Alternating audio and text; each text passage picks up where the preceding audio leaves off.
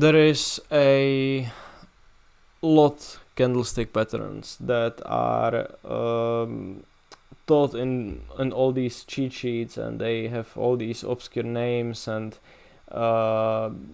lead people to just simply look at patterns without once again understanding anything else. And in my opinion, that's not a way to do things. But on the other hand, there are candlestick patterns which can help you determining a bias for the upcoming days and weeks. So the candlestick patterns that are only viable on a higher time frames. What I mean by that is I personally only look at a daily and weekly and also monthly, if you want, charts for them. Okay, anytime you will go below that,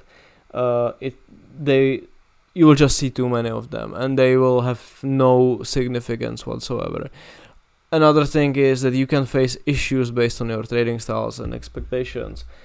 If you will have a bias based on a weekly candle, and you are trading a 5-minute chart, for example, what can easily happen, that market will just do nothing for 2 weeks, and then the whole anticipated, kind of a sell-off, if you are bearish, will happen. This doesn't mean that the candlestick pattern didn't work. It just means that it takes time. It's a high time frame bias, so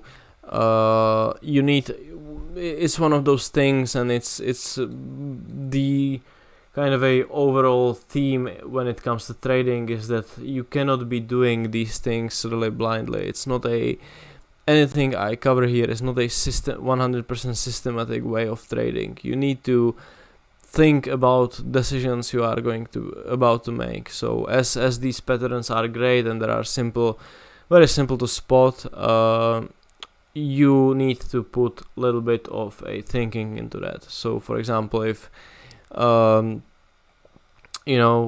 you are closing week on a bearish weekly candle with a bias, going all in short on Monday open is not the best way to do things, so yeah, just a little bit of a disclaimer when it comes to these things. They are not 100% systematic. Also, you need to be able to spot when they are not about to work out, because you cannot get stuck in a position for a long time playing something that is all gone. Okay, these things don't have 100% strike rate, same as anything, which obviously if you are doing day trading or swing trading, you will get taken out from a trade in a couple of minutes or couple of hours. But if you have a weekly bias, you can get stuck in a trade for 2 weeks, being completely kind of ignorant towards the fact that this is just not going to happen, or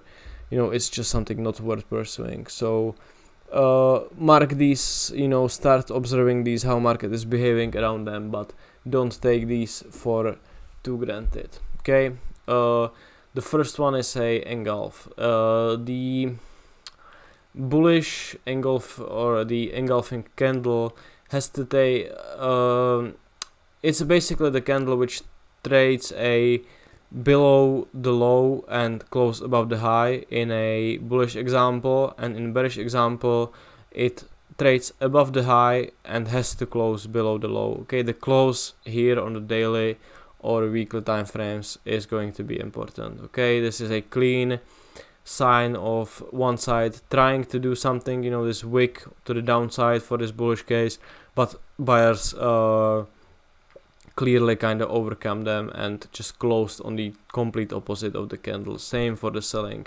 You want to see them funnily enough as more of a reversal candles. Okay, when market is going up and you will get a bullish engulfing in a trend, it's not as great as when market is going up and you will get bearish engulfing in an uptrend. This can be clean signal of potential reversal. Same for the opposite side. So here we have a daily chart, and you can see what I've been talking about. Okay, this is I think it's a Luna chart again actually, but on a daily you can see market is going clearly up, then it will, you know, all of a sudden at the top print this huge bearish engulfing candle, which will cause the reversal of the whole trend. Then market is going down, it will all of a sudden print this bullish engulfing candle at the bottom of the trend, and market will make, you know, a little bit of a reversal from there.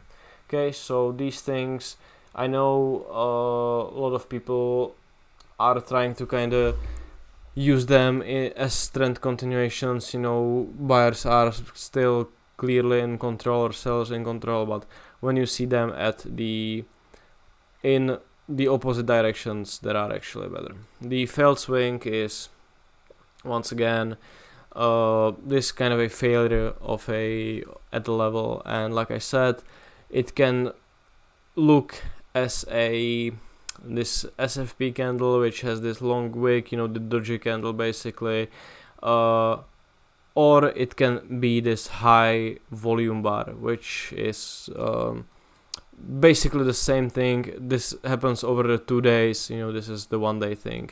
Okay, so for this example I chose the simple one. This is more kind of a rare to see, so we might take a look at this a little bit later on, but this clean A wick is a good signal by itself. This is a weekly chart on a Bitcoin, and you can see how on a weekly candles this market actually loves to reverse on these failures. Okay, you have a one here, you have the one here which caused this move up, you have the one here, you have a one here, and yeah, these are, like I said, you know, you have a key swing low on a daily, weekly chart, market trades below it, closes above. Key weekly swing low, market trades below it, close above. Swing high, market trade above it, close below. Key swing high, market trades above it, close below. And once again, you know, this is one of those things that I mentioned. It happens here. This is summer of 2021. Yeah, 1, 2, 3, 4 weeks where market did basically nothing. Does it mean that this candle is invalidated? It does not. It would be invalidated only if we would breach this low again, okay, which didn't essentially happen. But this is the problem with your expectations, okay? So something you really need to kind of pay attention to, and you can see that you have a bullish engulfing candle after this kind of a slow bleed to the downside. Then you make a bullish engulfing candle, market will just rally. This week only happened on Binance. This is some weird thing there.